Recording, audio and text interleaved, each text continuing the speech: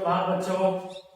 Shivam central intermediate college बखरीवा अंजानी सोनभद्र के इस online classes में मैं दीपक कुमार आप सभी का स्वागत करता हूं। आज हम जीव विज्ञान कक्षा 11 पाठ 1 जीव जगत का वर्ग की संवर्ग पढ़ेंगे। ठीक है, इससे पिछले वाले वीडियो में हमने देखा था कि किस तरीके से द्विपद नाम पद्धति क्या होता है, उसके जनक कौन है। बताया गया था कि कैरोलस लीनियस ने द्विपद नाम पद्धति को प्रतिपादित किया था। आज हम बोलेंगे वर्ग की संवर्ग। वर्ग की संवर्ग होता क्या है, यह वर्ग की संवर्ग देखिए ध्यान से, वर्ग की संवर्ग जो है वो कोई एक सोपान नहीं है, यानी एक सीढ़ी नहीं है। इसमें आप देखेंगे बहुत सारे लगभग 7 अलग अलग सीढ़ियां, 7 अलग अलग प्रक्रम, 7 अलग अलग वर्ग हैं जो किसी न किसी निश्चित पद को या किसी न किसी निश्चित वर्ग को प्रदर्शित करते हैं। इसीलिए इन्हें वर्ग की संवर्ग कहा गया है, यानी कि एक वर्ग में नहीं है, बहुत सारे वर्ग एक साथ हैं, इसलिए इन्हें वर्ग की संवर्ग कहा गया है। ठीक है, जगत जिसे अंग्रेजी में किंगडम, संघ को फाइलम, वर्ग को क्लास, गण को ऑर्डर, कुल को फैमिली, वंश को जीनस और जाति को स्पीसीज के नाम से जानते हैं।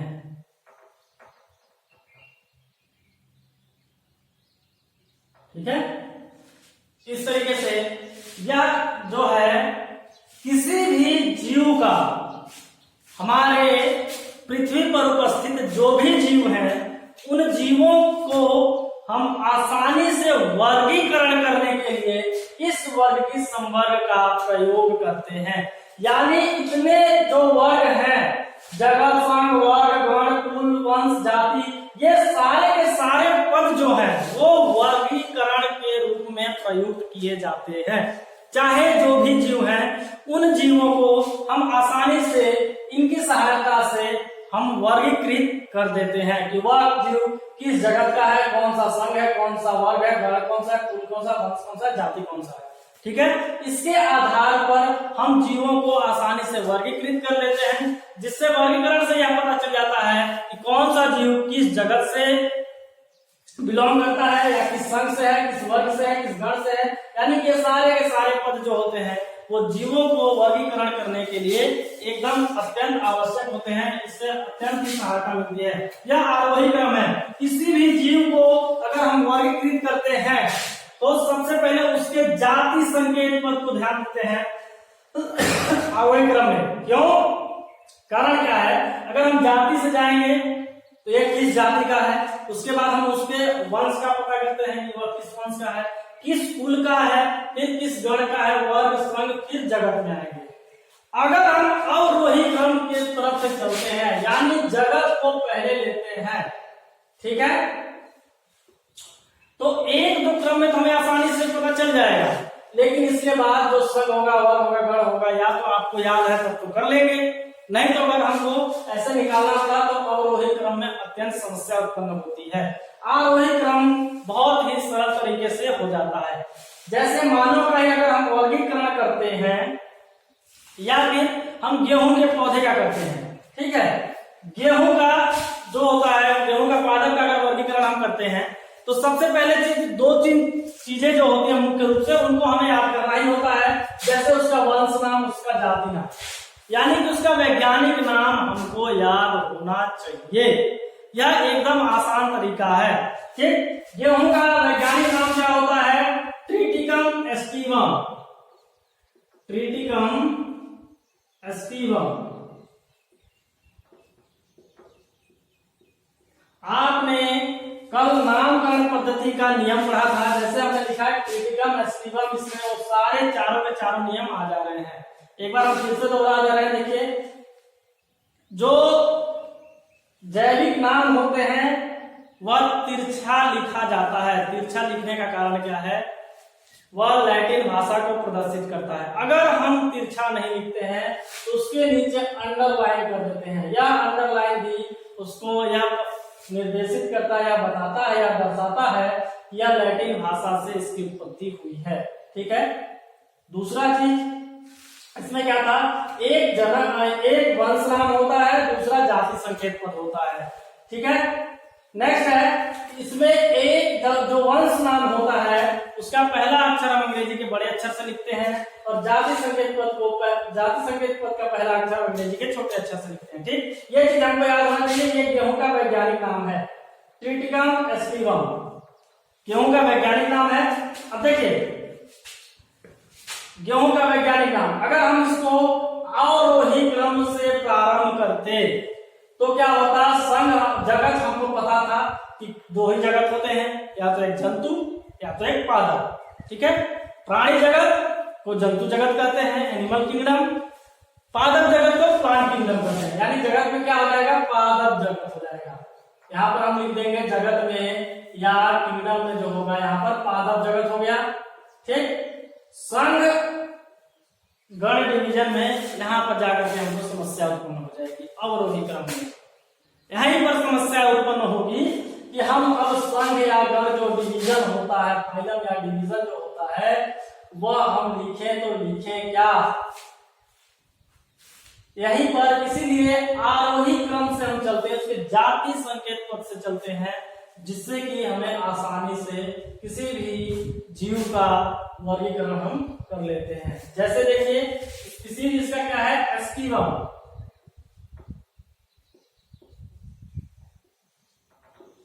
ठीक है। एस्टिवम हो गया जाति।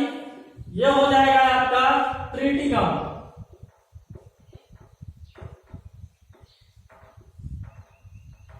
ठीक है। अब देखिए ट्रिटिकम एस्टिवम ये आपका जाति संकेत पद और वंश, ये तो आपको अच्छे तरीके से याद है, इसको आसानी से आप कर लेंगे। ठीक है। इसको आसानी से कर लेंगे क्योंकि वैज्ञानिक नाम जो होता है वो आपको याद होता है।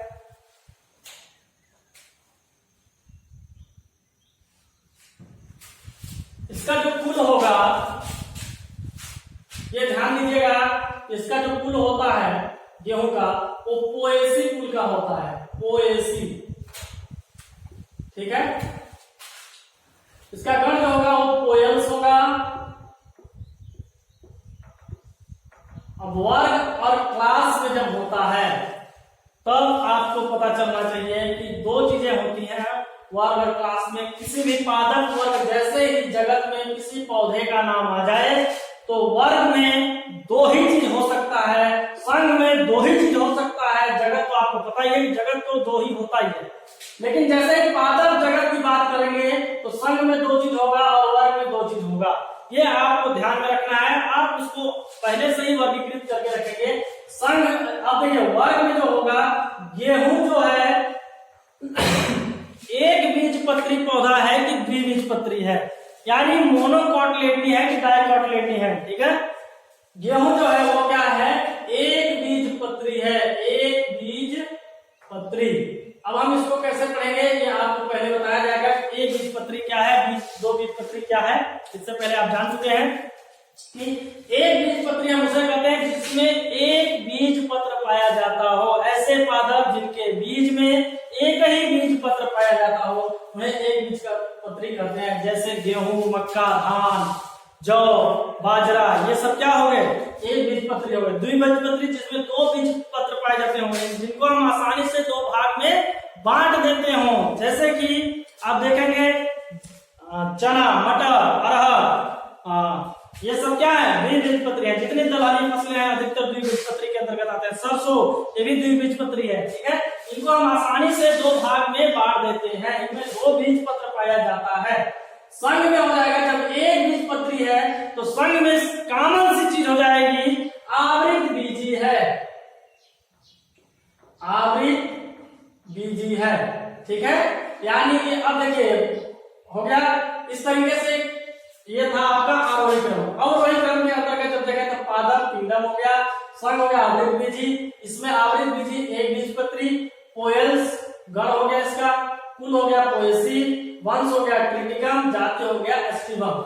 इस तरीके से हम किसी भी एक जीव का वर्गीकरण करते हैं। ठीक है, वर्गीकरण के लिए आपके किताब में दिया हुआ है, आप कुछ वर्गीकरण को आप होमवर्क में कर लेंगे। जैसे आपकी किताब में दिया हुआ है आम का, मानव का, ठीक है, कल मक्खी, घरेलू मक्खी, इन सब का आप कर लेंगे। यानी ये जो वर्गीकरण है, इस वर्गीकरण में आप कर लेंगे। होमवर्क लिख लीजिए किसका किसका करना है। मानव का वर्गीकरण करना है, कॉपी में कर लीजिएगा। आम का कर लीजिए, घरेलू मक्खी आपके बुक में ये चीजें दी हुई हैं, इसको आप आसानी से कर लेंगे। ठीक है, या चार्ट बना लेंगे। ठीक है, आगे हम देखते हैं, आगे जो है वर्ग की सहायता साधन। नेक्स्ट हमारा टॉपिक है वर्ग की सहायता साधन। यानी कि इन जीवों को बचाने के लिए कुछ साधन की आवश्यकता होती है, जैसे हर्बेरियम।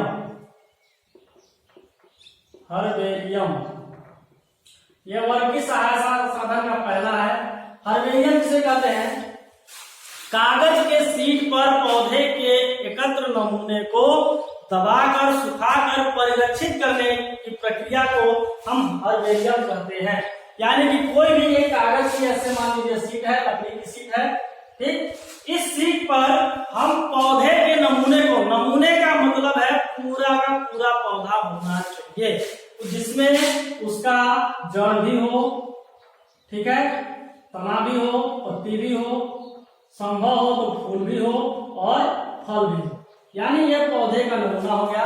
इस पौधे के नमूने को हम एकत्र करके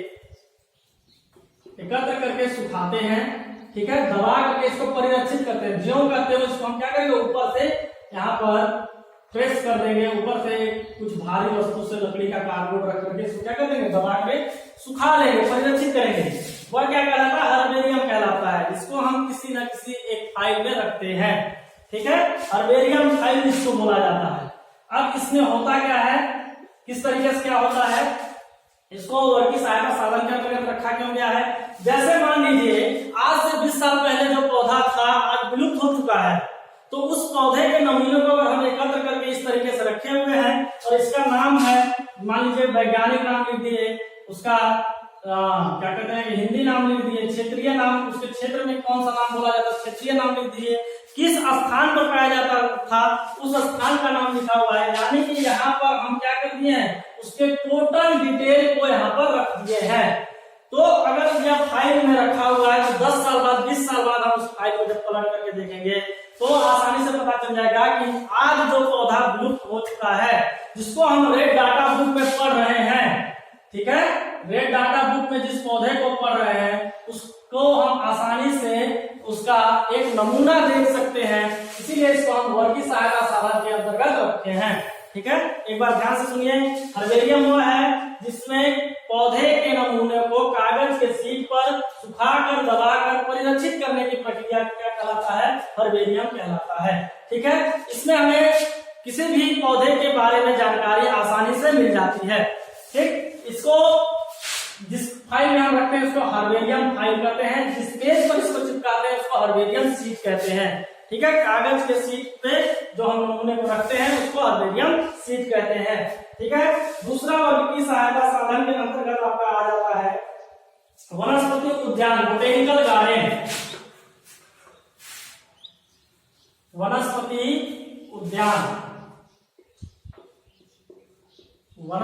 उद्यान, इसमें हर्बेरियम में हमने देखा कि पौधे के नमूने को सुखाया जाता है, लेकिन वनस्पति उद्यान जो होते हैं उनमें हम क्या करते हैं, पौधे के प्रजातियों को जीवित लगा करके बचाए रखते हैं, उसके प्रजाति को क्या किया जाता है, किसी भी पौधे को जीवित लगा करके क्या किया जाता है, बचाया जाता है। यानी कि अनेक अनेक प्रजातियों को क्या किया जाता है, उसकी प्रजाति को संरक्षित किया जाता है वनस्पति उद्यान के अंतर्गत। यह भी एक प्रकार का क्या है, आपका वन की सहायता साधन है, जिसके अंतर्गत जीवित पौधों का संग्रहण किया जाता है। ठीक है, विश्व का सबसे बड़ा वनस्पति उद्यान जो होता है वो क्यू बोटेनिकल गार्डन है। Q botanical garden, Q botanical या वनस्पति उद्यान, botanical garden, Q botanical garden जो है वो पूरे विश्व में सबसे बड़ा है। ठीक है, पूरे विश्व में यह सबसे बड़ा है। क्यू बोटेनिकल गार्डन जो है वह इंग्लैंड में है। कहाँ है, इंग्लैंड में।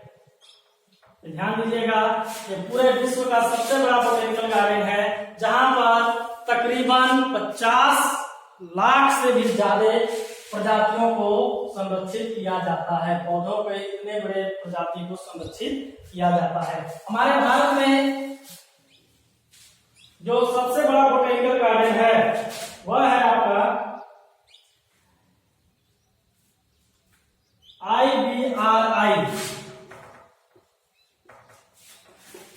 IBRI मतलब Indian botanical research institute, Indian botanical research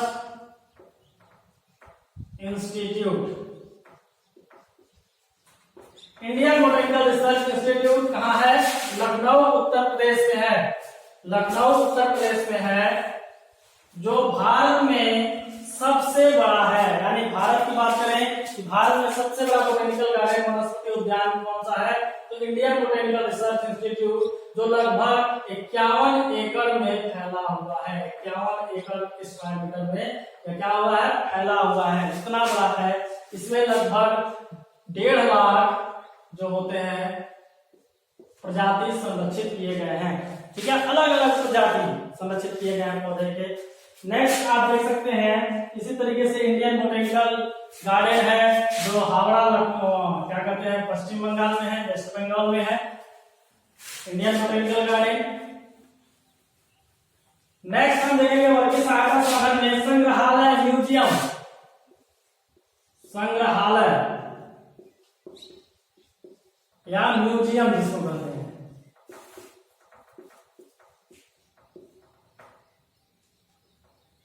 संग्रहालय या म्यूजियम, संग्रहालय या म्यूजियम जो होता है वह मूलतः कहाँ होता है, शैक्षिक संस्थानों में होता है, विद्यालयों में होता है, महाविद्यालयों में होता है, विश्वविद्यालयों में होता है, या ऐसे सार्वजनिक स्थान पर होता है जहां पर आसानी से लोग उसको जाकर के देख सके। कोई भी जीव या कोई भी जीवित जो जीव है, हमसे पहले जो जीव रह चुके हैं, उनको म्यूजियम यानी उनकी जो होती है, आप कह सकते हैं कि उनकी जो मूर्ति हो सकती है, उनका कोई प्रारूप हो सकता है, उस तरीके से इनको संग्रहित करते हैं। ठीक है, मुख्यतः यह शैक्षिक संस्थानों में पाए जाते हैं, विश्वविद्यालयों में पाए जाते हैं। जो म्यूजियम होता है, इसमें पुराने पुराने जीवों का, जो जीव विलुप्त हो चुके हैं, उन जीवों का हो सकता है प्रतिरूप ही हो। ठीक है, तो प्रतिरूप को क्या किया जाता है, इसमें संग्रहित करके रखा जाता है। उसके बारे में उसकी पूरी जानकारी एक फाइल में रहती है, जैसे कि उससे संबंधित हम उस जीव के बारे में पूरी की पूरी जानकारी जान सकते हैं कि यह विलुप्त कब हुआ, कैसे हुआ, क्या क्या कारण थे, कौन सा पोषक तत्व खाता था, उसकी पोषण विधि क्या थी। ये सारे के सारे जानकारियां आप संग्रहालय के अंतर्गत उस जीव के बारे में ले सकते हैं। ठीक है, चिड़ियाघर जैसे हो सकते हैं। नेक्स्ट है प्राणी उद्यान या चिड़ियाघर। चिड़ियाघर आप जानते हैं, राष्ट्रीय उद्यान जानते हैं, ये सभी के सभी क्या है, वन की सहायता साधन के अंतर्गत आते हैं। कुंजी, एक नेक्स्ट है आपका कुंजी। कुंजी के अंतर्गत जैसे नाम है कुंजी यानी कि चाबी ताला आप सुने ही होंगे, कुंजी चाबी को कहते हैं कुंजी। कुंजी का मतलब होता है इसमें जो है वो बीजों को परिरक्षित किया जाता है, या तो पौधों के युग्मक को, जीवों के युग्मक को संरक्षित किया जाता है। जैसे कि आज हाइब्रिड जो वैरायटियां बन रही हैं, तो पुराने जो पौधे हैं उनके युग्मक को संरक्षित किया गया है, या उनके बीज को संरक्षित किया गया है, जिसके कारण दूसरे बीज को मिला करके नया पौधा निर्माण किया जा रहा है, संकरित पौधा जो बनाया जा रहा है या संकरित जीव जो बनाया जा रहा है। ठीक है, इस तरीके से कुंजी की सहायता से इसमें क्या किया जाता है, युग्मन को संरक्षित किया जाता है। ठीक है, चिड़ियाघर के बारे में थोड़ा सा जान लेते हैं कि राष्ट्रीय उद्यान कौन कौन से ऐसे राष्ट्रीय नेशनल पार्क जो होते हैं, उनके कौन कौन से ऐसे नेशनल पार्क हैं जिनको आपको याद करना अत्यंत आवश्यक है। जैसे पहला है आपका Kaziranga national park, Kaziranga national park. Kaziranga national park जो है वो आपका कहाँ है, असम में। काजीरंगा नेशनल पार्क असम में है। यह प्रचलित जो है एक सींग वाले गेंडा जो होता है, एक सींग वाला गेंडा यहाँ पर संरक्षित किया जाता है।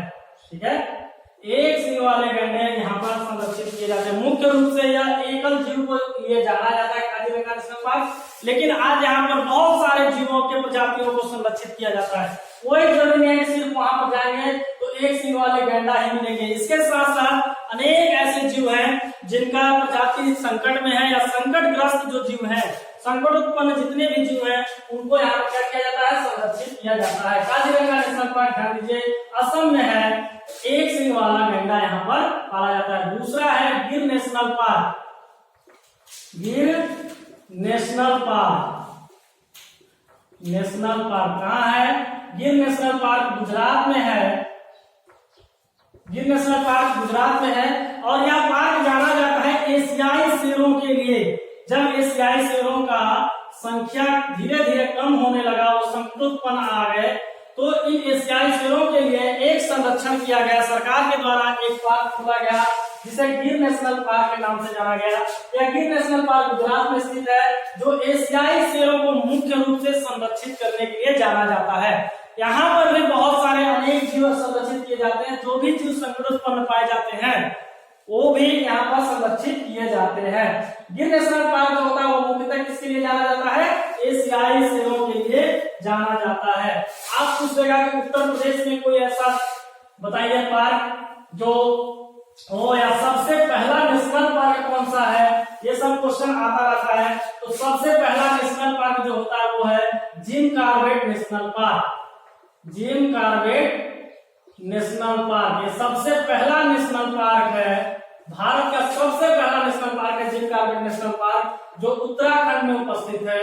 उत्तराखंड में, ठीक है, जो उत्तराखंड में उपस्थित है। अगर हम बात करें उत्तर प्रदेश में कौन कौन से नेशनल पार्क पाए जाते हैं उत्तर प्रदेश में, ठीक है, तो उत्तर प्रदेश का अगर नेशनल पार्क की बात किया जाए तो दुधवा नेशनल पार्क मुख्यतः है। दुधवा नेशनल पार्क, एक नाम आप अवश्य याद रखें, दुधवा नेशनल पार्क यह उत्तर प्रदेश में पाया जाता है। यहाँ पर भी अनेक प्रकार के जीवों को संरक्षित किया जाता है। जीव जगत चैप्टर समाप्त हुआ। आगे हम चैप्टर 2 पढ़ेंगे। अभ्यास प्रश्न जो है वो PDF के माध्यम से आपके पास पहुंचेगा। तब तक के लिए धन्यवाद।